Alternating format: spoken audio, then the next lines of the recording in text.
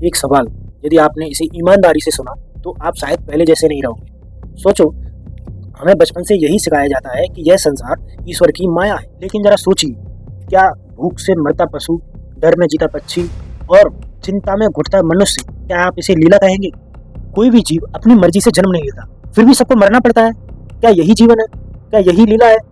जैसे कि भगवान ने गीता में कहा है, गीता अध्याय 2 श्लोक 27 में ये स्पष्ट रूप से कहा है कि जन्मे हुए की मृत्यु निश्चित है और मरे हुए का जन्म निश्चित है। यानी कि हम एक चक्रव्यूह में फंसे हुए हैं। अब इसे हम विस्तार से समझते हैं। तो ये लीला है तो किसके लिए? अगर ये हम चक्रव्यूह में हैं तो इससे निकलने का रास्ता कहाँ? हर बार हमें ये आश्वासन दिया जाता है कि राम की या कृष्ण की या विष्णु भगवान की या शंकर भगवान की भक्ति करने से पूर्णतः मोक्ष हो जाता है। हमें शास्त्रों के एक अनुमान से ये मैंने अनुमान लगाया कि ब्रह्मा जी का 1000 चतुर्युग का एक दिन होता है। आप अंदाजा लगाइए कि 1000 चतुर्युग का जब उनका एक दिन होता है तो हम प्रत्येक एक युग में एक आत्मा का यदि मोक्ष होता तो शायद अब तक सारी आत्माएं मोक्ष पा चुकी होती। परंतु इस संसार में बढ़ती जनसंख्या को देखकर ऐसा प्रतीत होता है कि शायद ही किसी मनुष्य का मोक्ष हुआ भी होगा। आज इसी पक्ष पर बात होगी, बिना किसी डर के और बिना किसी अंधभक्ति के। हम केवल सत्य की खोज करेंगे। इन्हीं शास्त्रों से हम ये जानेंगे आखिर जन्म मृत्यु का चक्रव्यूह कैसे लगा हुआ। जैसा कि मेरे पास ये देवी पुराण है, सारी चीज़ें जितनी भी पुस्तकें हैं ये गीता प्रेस वाली हैं। गीता प्रेस गोरखपुर की है।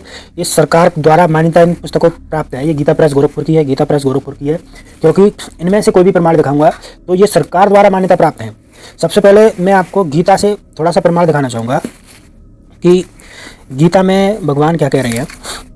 गीता अध्याय 9 श्लोक नंबर 7 पे चलेंगे, थोड़ा सा नज़दीक। इसमें गीता अध्याय 9 है, श्लोक नंबर 7 में यहाँ पे कह रहे हैं भगवान कि हे अर्जुन, कल्प के अंत में सब भूत मेरी प्रकृति को प्राप्त होते हैं, अर्थात प्रकृति में लीन होते हैं और कल्प के आदि में उनको मैं फिर रच देता हूँ। यहाँ पर चक्रव्यूह हो गया एक। ये बोल रहे हैं कि इनको प्रकृति में सारे जीव हैं, ब्रह्मा विष्णु महेश से लेकर सबको प्रकृति में लीन हो जाते हैं और कल्प के जब रचना करनी होती है तो फिर दोबारा से मैं इनको सबको फिर दोबारा रच देता हूँ। ये चक्रव्यूह यहाँ बता दिया। फिर कह रहे हैं कि अपनी प्रकृति को अंगीकार यानी कि अंगीकार करके स्वभाव के बल से परतंत्र हुए संपूर्ण भूत समुदाय को बार बार उनके कर्मों के अनुसार रचता हूँ। तो यहाँ आपको सीधा समझ में आ गया कि हम सभी लोग कितनी भी पूजा उपासनाएं कर लें, प्रकृति में लीन, ब्रह्मा विष्णु महेश की कितनी भी पूजा उपासनाएं कर लें, प्रकृति में लीन होना ही है हमको और फिर दोबारा से इनको रच देता है यही प्रभु। अब आपको गीता अध्याय 2 श्लोक नंबर 27 दिखाते हैं। यहाँ पे देखना, क्योंकि इस मान्यता के अनुसार जन्मे हुए की मृत्यु निश्चित है और मरे हुए का जन्म निश्चित है, इसलिए इससे भी इस बिना उपाय वाले विषय में तू शोक करने योग्य नहीं है। यह अर्जुन से कह रहे हैं कि जन्म मृत्यु तो होती रहेगी, इसके विषय में शोक मत कर, ये जन्म मृत्यु का चक्रव्यूह तो लगा रहेगा, इसलिए तू युद्ध कर। तो आपको गीता अध्याय 9 श्लोक नंबर 7 में दिखा दिया, गीता अध्याय 2 श्लोक नंबर मैंने 27 में दिखा दिया। ये जन्म मृत्यु का चक्रव्यूह उन्होंने बता दिया है। अब मैं आपको दिखाता हूँ। आप ये सोच रहे होंगे कि ये विष्णु भगवान कृष्ण भगवान का बोला है तो कृष्ण भगवान इससे अलग है। नहीं, यहाँ पर मैं आपको और प्रमाण दिखाता हूँ। कुरुम पुराण से, कुरुम पुराण है, ये कुरुम पुराण है, गीता प्रेस गोरखपुर की है और इसके पेज नंबर 41 में जाएंगे। 41 यहाँ पे लिखा हुआ है कि ब्रह्मा विष्णु एवं महेश तीनों प्रकृति में लय हो जाते हैं। किसमें? अभी मैंने आपको गीता में दिखाया था, एक बार फिर से दिखा देता हूं मैं। किसमें लय होते हैं? प्रकृति को प्राप्त होते हैं, प्रकृति में लीन होते हैं।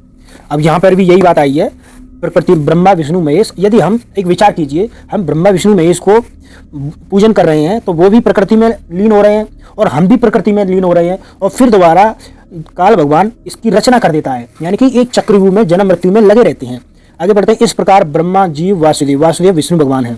कौन है? वासुदेव विष्णु भगवान है। वासुदेव तथा शंकर की काल के द्वारा ही सर्जना होती है, काल के द्वारा पैदा होते हैं, पुनः वही काल इनका संहार भी करता है। यह काल भगवान है।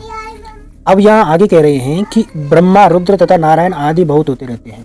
तो इस प्रसंग से आपको समझ में आ गया। तो इससे और भी सटीक मैं आपको प्रमाण देता हूँ। ये तो कुरुम पुराण का प्रमाण हो गया, ये कुरुम पुराण का। अब मैं आप थोड़ा सा देवी पुराण से आपको दिखा देता हूँ। देवी पुराण से ये है देवी पुराण, श्रीमद् महादेवी पुराण है, प्रथम खंड है, ठीक है, और गीता प्रेस गोरखपुर की है। इसके हम चलिए यहाँ से देखते हैं। ये देवी पुराण का पेज नंबर आप देख लीजिए, और श्रीमद् देवी पुराण है, अध्याय दूसरा है, और इसके हम उस विषय पर चलेंगे जो विषय पढ़कर हमें आश्चर्यचकित करता है। मकड़ी के तंदुल जाल में फंसे, यहाँ पर भी आ गया फंसना, मकड़ी के तंदुल जाल में फंसे कीट की भांति ब्रह्मा, शिव तथा महेश आदि ये सभी देव उन भगवती की लीला से माया रूपी बंधन में पड़ जाते हैं और आवागमन के चक्र में भ्रमण करते रहते हैं। तो यहाँ आपको ये प्रमाण देख के समझ जाना चाहिए कि जब ब्रह्मा विष्णु महेश इस चक्रव्यूह में फंसे हैं तो ये हमें इस चक्र से नहीं निकाल सकते। इसको और भी मैं आगे दिखा देता हूँ जिससे आपको समझ में आ जाएगा। नेक्स्ट पेज है थोड़ा सा ऊपर का, इसी का देवी पुराण का है नेक्स्ट पेज है। तो यहाँ पर कहा जा रहा है कि इसमें पंचम स्कंद है और पेज नंबर आप देख लीजिए। पंचम स्कंद में कह रहे हैं कि मैं तो यही समझता हूँ कि अद्भुत प्रभाव वाले जो आपके सत रज और तम गुण हैं वे ही मनुष्य को इन्हीं की अपनी ही बुद्धि द्वारा विरचित अनेक प्रकार के शास्त्रों में उलझाकर उन्हें, अब यहाँ समझने की बात है कि जितने भी शास्त्र हैं वे सब उलझाते हैं। यहाँ आ गया शास्त्रों में उलझाकर, अब देख पा रहे हैं जितने भी शास्त्र हैं वो उलझन है, शास्त्रों में उलझाकर उन्हें विष्णु, शिव, सूर्य, गणेश आदि का उपासक बनाकर आपके भक्ति भाव से सर्वथा विमुख कर देते हैं। तो इससे समझ में आ जाना चाहिए आपको कि ये बंधन जो है बहुत ही मजबूती से बंधन चढ़ा हुआ है हमारे ऊपर। बहुत लोगों को हमारी ज्ञान चर्चा होती है तो उन्हें समझाने का बहुत प्रयास करते हैं, फिर भी वो समझने का प्रयास नहीं करते, तरह तरह के तर्क वितर्क करते रहते हैं। लेकिन कोई बात नहीं, जो समझदार हैं, पढ़े लिखे हैं, वो समझ रहे हैं इन बातों को। मैं आपको दूसरा प्रमाण दिखाता हूँ कि ये है श्रीमद् देवी भागवत पुराण दूसरा खंड है और गीता प्रेस गोरखपुर की है। इसके हम पेज नंबर 193 पे जाएंगे। 193 पे जो माता कह रही हैं, माता जब हिमालय का उपदेश करती हैं, यहाँ दिखाना जरा, यहाँ माता हिमालय। अब यहाँ दो बातें क्लियर होंगी, जैसे कि इस देवी पुराण वाले ग्रंथ में कोई ये कहता है कि श्री कृष्ण परब्रह्म है या विष्णु परब्रह्म है या देवी को परब्रह्म कहा गया है। तो यहाँ एक बात क्लियर हो जाएगी कि कह रही है उसी एकमात्र परब्रह्म को जानो और अन्य बातों का परित्याग कर दो। जितनी भी बातें इस देवी पुराण में है उन सब का परित्याग कर दो, क्योंकि माता ने स्पष्ट कह दिया कि कोई कह रहा है कि श्री कृष्ण परब्रह्म है, विष्णु परब्रह्म है या शंकर भगवान परब्रह्म है, इन सब को छोड़ने के लिए कह रही है। यहाँ तक कि अपनी साधना भी परित्याग करने के लिए कह रही है। परित्याग कर दो, यही अमृत का सेतु है। संसार समुद्र से पार होने के लिए ओम इस प्रणव मंत्र के जप से परब्रह्म का ध्यान करो, आपका कल्याण हो। वह परमात्मा अंधकार से सर्वथा परे ब्रह्मलोक स्वरूप दिव्य आकाश में प्रतिष्ठित है। कहाँ है? दिव्य आकाश में प्रतिष्ठित है। कहाँ तक? ब्रह्मलोक तक। ये माता है, ये माता केवल और केवल ब्रह्मलोक तक की साधना बता रही है। और आप गीता में ध्यान से पढ़ेंगे तो गीता ज्ञानदाता प्रभु अपना मंत्र ओम बता रहा है और गीता में भी स्पष्ट लिखा हुआ है कि वह ब्रह्मलोक पर्यंत पुनरावर्ती, यानी कि ब्रह्मलोक तक गया हुआ जीव वो फिर दोबारा जन्म मृत्यु में लगा रहेगा। तो आप विचार कीजिए, जिसका ओम मंत्र है और उसी की शरण में जाने से क्या मोक्ष हो सकता है? नहीं हो सकता। इसका एक उदाहरण हम रामचरितमानस से और लेंगे। ये है रामचरितमानस है और ये भी गीता प्रेस गोरखपुर की है। यहाँ से ध्यान पे देख सकते हैं, ये गीता प्रेस गोरखपुर की है। टीकाकार है हनुमान प्रसाद पोदार स्वामी है। और इसके पेज नंबर चलते हैं, बालकांड में जाते हैं। बालकांड के जहाँ पर मनु और शत्रुपा जब घोर तपस्या कर रहे थे तो वहाँ पर बात क्या होती है, मनु और शत्रुपा, यहाँ मनु महाराज, यहाँ पे देख सकते हैं कि मनु महाराज जब तपस्या कर रहे थे तो द्वादश मंत्र का जाप कर रहे थे। और आप ये ओम नमो भगवते वासुदेवाय जो मंत्र है ये मूल पाठ में नहीं है, टीकाकार ने अपनी तरफ से ऐड किया है। ठीक है, तो ये द्वादश मंत्र का जाप कर रहे थे। द्वादश मंत्र का जाप करते करते, यदि तपस्या करते करते ब्रह्मा विष्णु महेश उन्हें वरदान देने के लिए आते थे। तो आगे पढ़ के सुनाता हूँ मैं आपको। दोनों एक पैर से खड़े रहे, उनका अपार तप देखकर ब्रह्मा विष्णु और शिव जी कई बार मनु जी के पास आए। किसके पास? मनु जी के पास आए थे। ब्रह्मा विष्णु और शिव जी मनु जी के पास कई बार आए। उन्होंने इन्हें अनेक प्रकार से ललचाया। अब विचार कीजिए कि ब्रह्मा विष्णु महेश परमात्मा होते तो उन्हें वरदान देने के लिए क्यों ललचाते, सीधा मोक्ष ही दे देते। हाँ भाई तुम्हें मोक्ष चाहिए, मोक्ष ले लो। ललचाया और कहा कि कुछ वर मांगो, पर वे परम धैर्यवान डिगमगाए नहीं, डिगे नहीं, यद्यपि उनका शरीर हड्डियों का ढांचा बन गया था। तो अब आगे और दिखाता हूँ मैं इसी में। इसको देख के आप ये समझिए कि जो मनु जी थे, वो मनु जी काल ब्रह्म की साधना करते थे, जो गीता ज्ञानदाता प्रभु है जिसका ओम मंत्र है उसकी साधना कर रहे थे, और वो ब्रह्मा विष्णु महेश के पिता हैं। और आगे आपको इसी में दिखाता हूं मैं। जब मनु जी तपस्या करके उन्होंने काल ब्रह्म ने आकाशवाणी की और आकाशवाणी में कहा कि आप वरदान मांगो, तो मनु जी ने कहा कि आपको मैं देखना चाहता हूँ और मेरी ये इच्छा है, और आप श्री राम के रूप में अवतरित होइए मेरे ही वंश में। तो वो श्री राम के रूप में वो अवतार हुए थे। वे विष्णु भगवान के अवतार नहीं थे, वे ब्रह्म के अवतार थे, जिसका प्रमाण मैं और जगह से दे सकता हूँ। फिलहाल मुझे वीडियो जल्दी खत्म करनी है। अब यहाँ मैं प्रमाण दिखाता हूँ, क्योंकि प्रेम सहित बार बार स्तुति करके और सिर नवाकर तथा अपना अत्यंत मनचाहा वर पाकर सनकादि मुनि ब्रह्मलोक को गई। यानी कि ये जो ईश्वर है लास्ट उनका ब्रह्मलोक तक रहता है, और ब्रह्मलोक से आगे ये नहीं पहुंचा सकते। और गीता में साफ कहा है कि ब्रह्मलोक पर्यंत पुनर्आवर्ती में है। ब्रह्मलोक में गया हुआ प्राणी पुनर्जन्म में चलता रहेगा। हमने ग्रंथों में देखा, जीवन में देखा और अनुभव में देखा, जन्म मृत्यु कोई उत्सव नहीं, ये एक निश्चित नियम है, और जहाँ नियम टूट नहीं सकता वहाँ स्वतंत्र लीला नहीं बल्कि एक बंधन है। सबसे बड़ा भ्रम यही है कि दुख को लीला कहकर उसे प्रश्नों से ऊपर रख दिया गया। अब मैं कुछ ऐसी छोटी छोटी क्लिप दिखाऊंगा जिन लोगों ने अनुभव किया और इसके ऊपर अपने मत रखे। उन वीडियो को देखकर आपको ये समझ आ जाएगा कि कुछ लोग ये चीज़ महसूस भी कर रहे हैं। चलिए आपको वीडियो दिखाता हूँ।